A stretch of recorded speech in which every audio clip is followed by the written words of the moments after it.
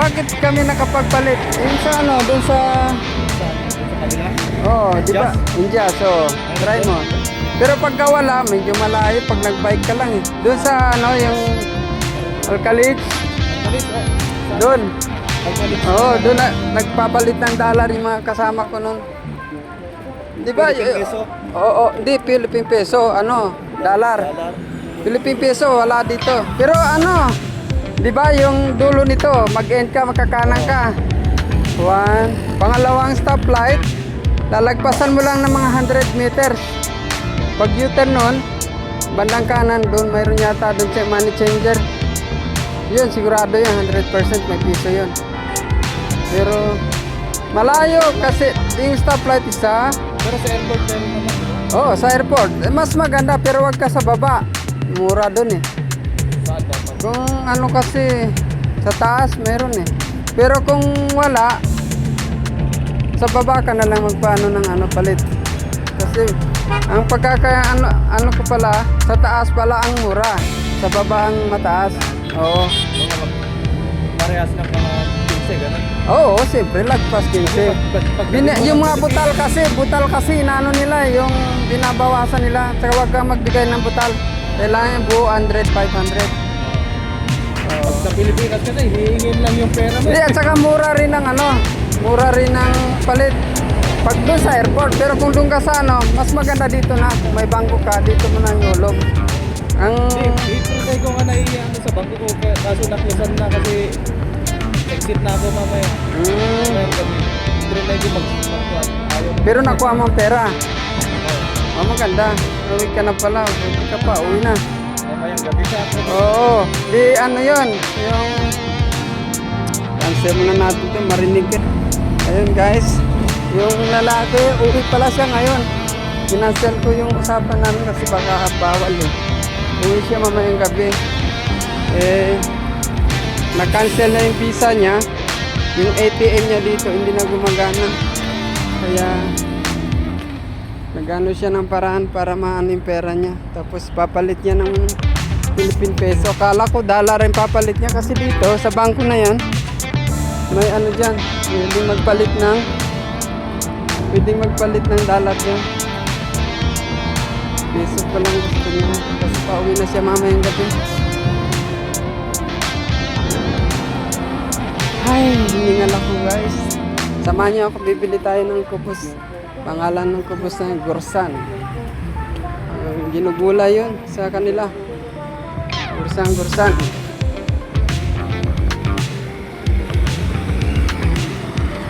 Gano'n na tayo dito sa computer shop. Tanong ko kung magkano. Cellphone yata ito. Wala yata ang computer ah. Dati kasi nakabili ako dito.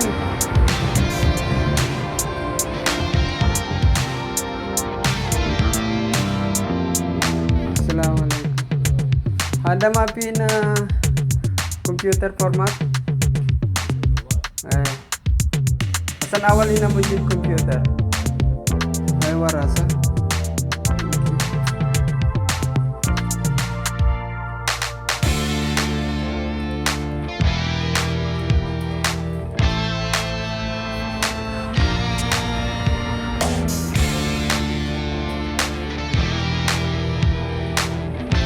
Dati kasi dito meron.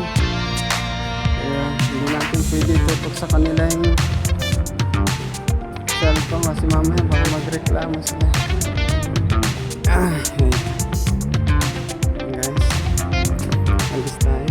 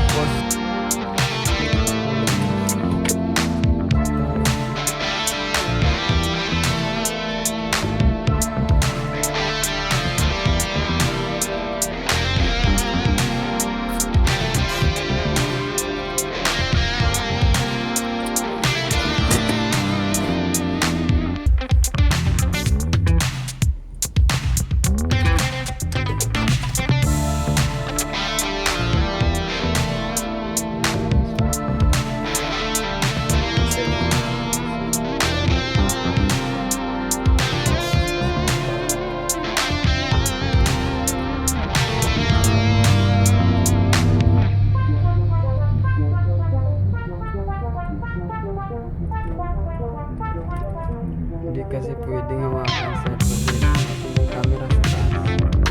Laki pa naman ng multa. 20 kilometers na hindi hawakan ko lang yung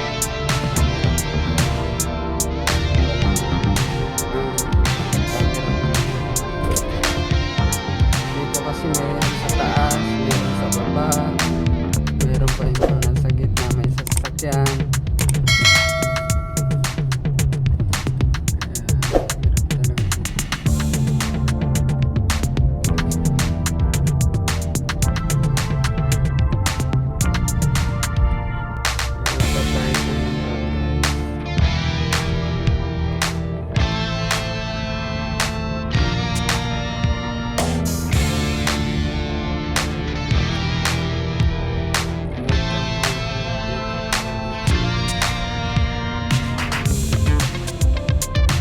Pagka dito tayo sa main road, wala nang stoplight.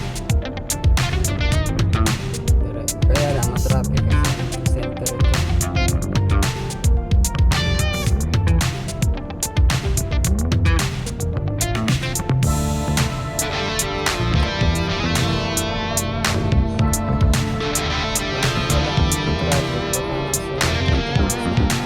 Traffic oras.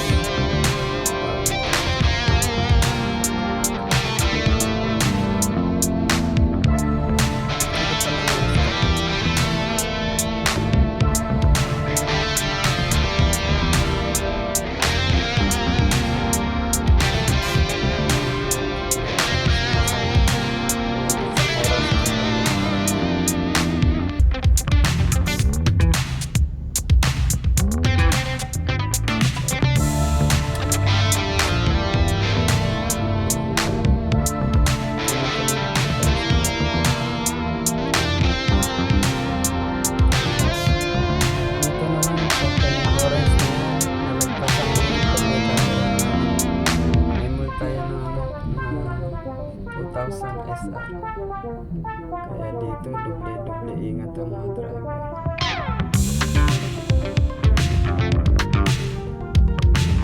Ayan yung billboard na yan sa taas. Meron yung camera. Sa seatbelt, sa spirit, sa camera. Alam niyo pa guys, yung mga kulay dito. Yung main road. Lahat ng number. Kaya hindi ko dito. Ito malilito dito kasi may number. Sa mga ano lang, sa mga main road. Sa mga maliit, wala namang number. Mga street, ay tawag sa mga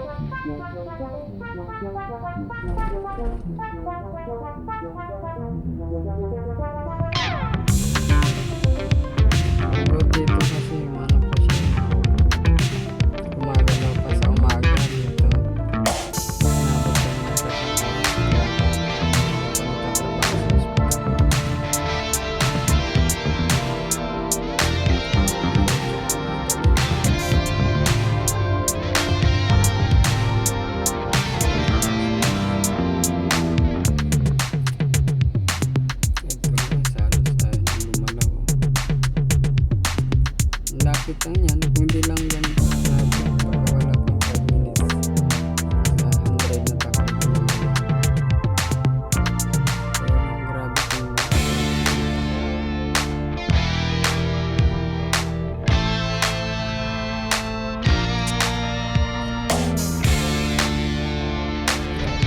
kung kaliwa, kabila. Pero buti sa kabila kasi gumagalaw mo lang dyan.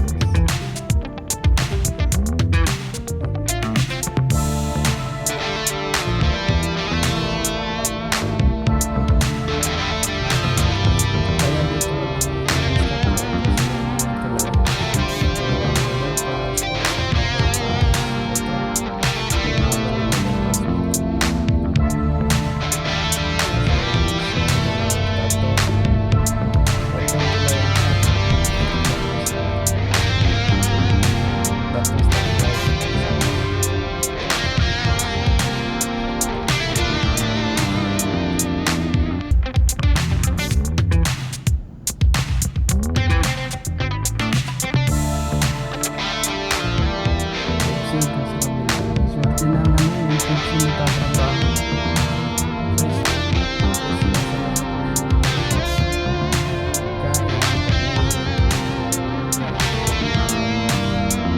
Nagtatrabaho dito, namimigay ng bigas ng 5 kilo, 10.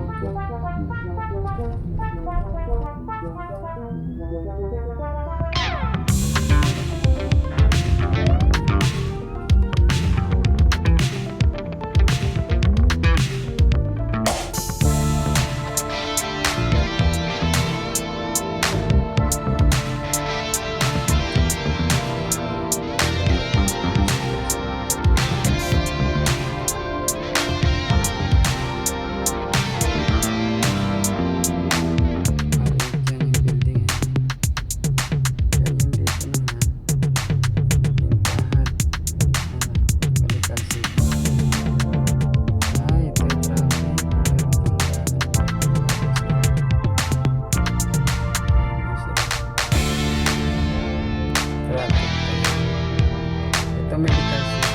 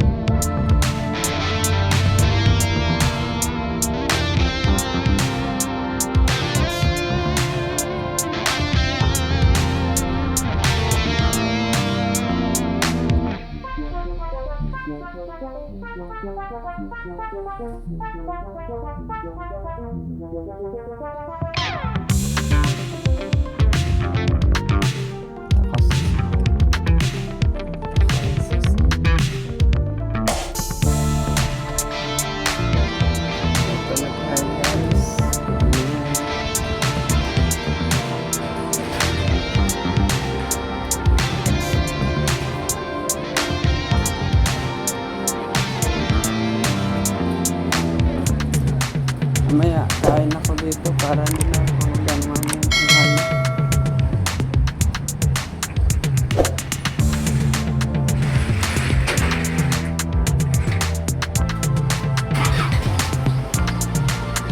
ba yung kinainan ko dito na masarap? Ito. Yan. Pakistan. Ano yung mga Pakistan? Masarap yung luto nila. Ito guys, yung bilihan ko ng ito guys. Ito. Saan na yun? Talata ba? Ha? Asra. Aywa. Ito yung ginagawa.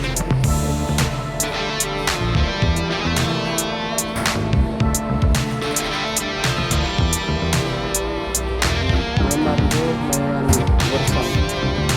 Ayan. Tatlo.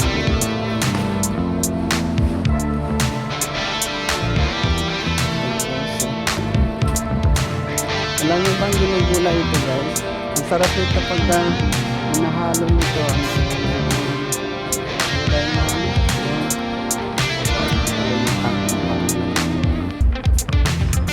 mga carrots, yung parang pusa yata tawag sa kanila, at saka yung tawag nito kalabasa, maganda rin halo. Sarap nito guys. Inuno to, kailangan yung gulay.